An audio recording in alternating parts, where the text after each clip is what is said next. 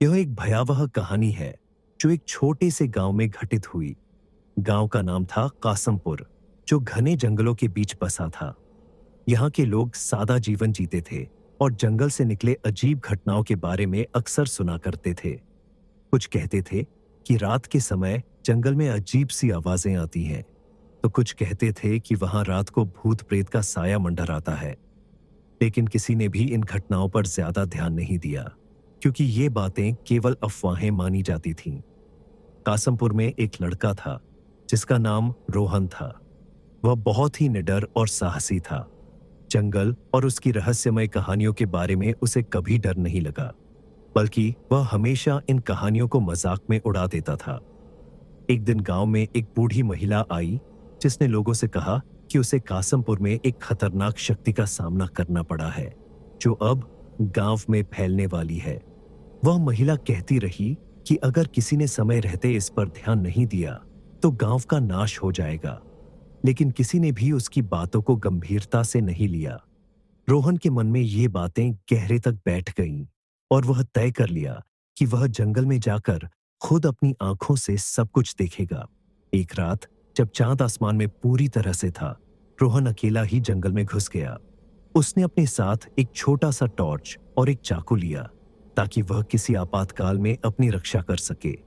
जंगल की सन्नाटा और अंधेरे में कदम रखते हुए उसे हर कदम पर घबराहट हो रही थी, लेकिन उसने अपने डर को नकारते हुए आगे बढ़ना शुरू किया। जंगल में घुसते ही उसने महसूस किया कि हवा में कुछ अजीब सा था, जैसे किसी और दुनिया की गंध आ रही हो। उसे एक गहरी सिहरन सी महसूस हुई, लेकिन उसने इसे अपनी कल्पना समझा। वह आगे बढ़ता गया और एक पुराने खंडहर जैसे घर के पास पहुंचा। यह घर इतना पुराना था कि उसके खिड़कियां और दरवाजे टूट चुके थे और दीवारों पर मोल्ड और फफूंदी जम चुकी थी। रोहन के अंदर एक अजीब सी जिज्ञासा उठी और वह घर के अंदर चला गया। घर के अंदर घुसते ही उसका मन खराब हो गया। वहां अंधेरा था और कमरे में कुछ बिखरा हुआ था। वह आगे बढ़ा और उसने कमरे के एक कोने में एक पुरानी सी लकड़ी की कुर्सी देखी। कुर्सी के पास कुछ पुराने कागज पड़े थे, जिन्हें देखकर उसने सोचा कि यह शायद किसी की डायरी हो सकती है। उसने उन कागजों को उठाया और पढ़ने लगा। कागजों पर लिखा था, यह घर बहुत पुराना है और यहाँ एक बुरी आत्मा बसी हुई है। जो भी यहाँ आता है उसे मौत का सामना करना पड़ता है।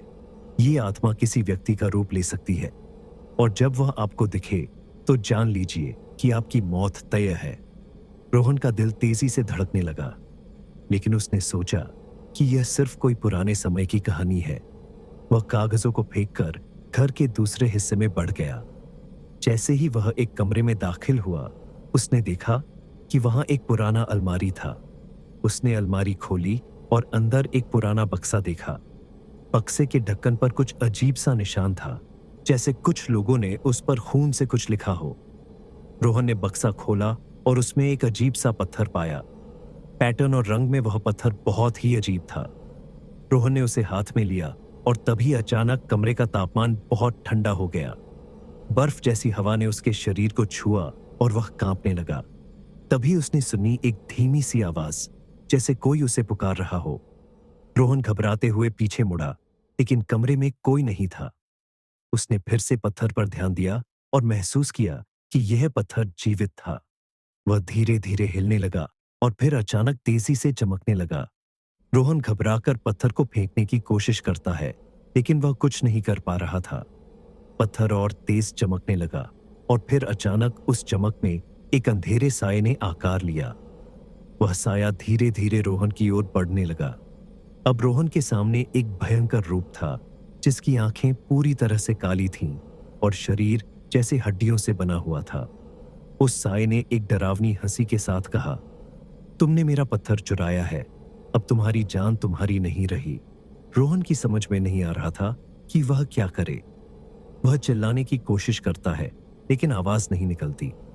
वह डर से कांपता हुआ उस साये से भागने की कोशिश करता है, लेकिन जैसे ही वह दौड़ा, साया उसके पीछे आ गया और अचानक वह रोहन के सामने आकर रुक गया। तुम नहीं बच सकते, साया बोला और फिर रोहन को अपनी ओर खींचने लगा। तभी रोहन की आंखों के सामने अचानक एक चमकदार रोशनी आई और साया चिल्लाता हुआ अंधेरे में गायब हो गया। रोहन के होश उड़ गए, लेकिन उसने धीरे धीरे खुद को संभाला और बाहर की ओर भागने लगा। जैसे ही वह जंगल से बाहर निकला, उसका दिल जोर जोर से धड़क रहा था। उसने देखा कि वह बूढ़ी महिला जो गांव में आई थी, कहीं से आकर उसे देख रही थी। वह बोली, तुमने जो किया वह बहुत खतरनाक था। अब तुम्हारे साथ क्या होगा यह तुम समझ नहीं पा रहे हो।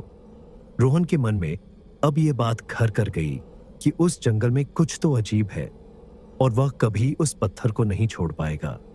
अगली सुबह गांव वाले रोहन को ढूंढते हुए जंगल में आए, लेकिन उसे कहीं नहीं पाया। उस दिन के बाद कासमपुर गांव में कोई नहीं आया और जंगल में भी कोई कदम नहीं रखा।